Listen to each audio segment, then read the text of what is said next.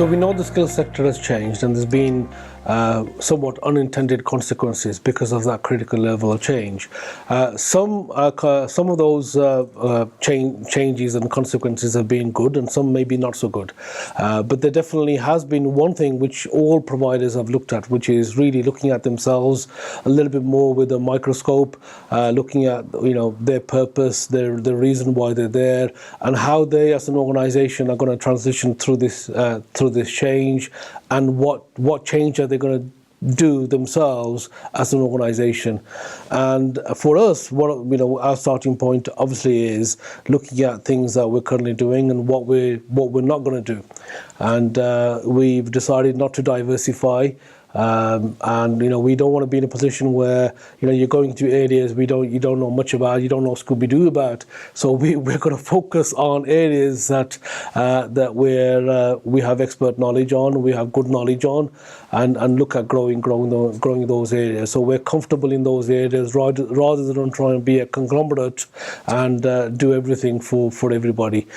So again, a little bit more niche operations, even if it's in a general area, but more sort of niche operations, and getting the outcomes that we want. And one of the things that we as an organisation have also ruled out completely, where others are diversifying, is actually setting up an APA ourselves or setting up those sort of models. I mean, we're not looking at any of those sort of diversifications or changes.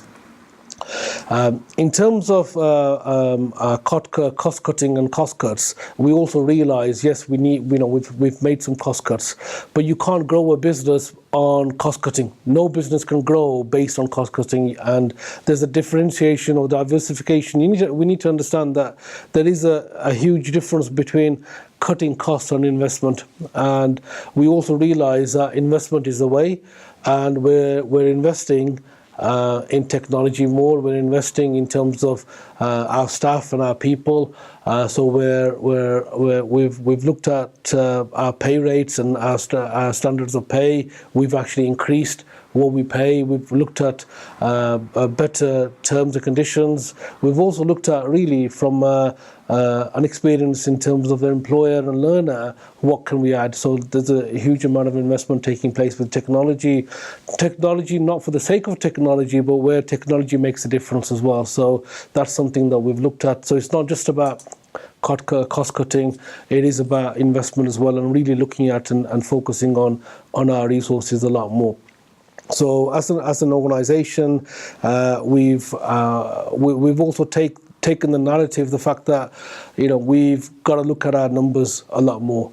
And we've most organisations are numbers driven, but we've taken a slightly different route now, and we're embracing this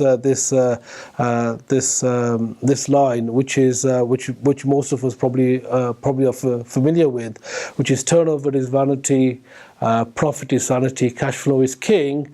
But we've added to that, which is impact remains the main thing. So what impact are you making? Are you making an impact in your business? And it's all about impact. And if we're not making an impact, we might as well just go away and shut the doors. So it's really about impact, and actually measuring that impact a lot more, recording it in a better way. Most organizations who are in this sector, particularly who are in the remit of Ofsted and looking at quality, will always were minded in that way.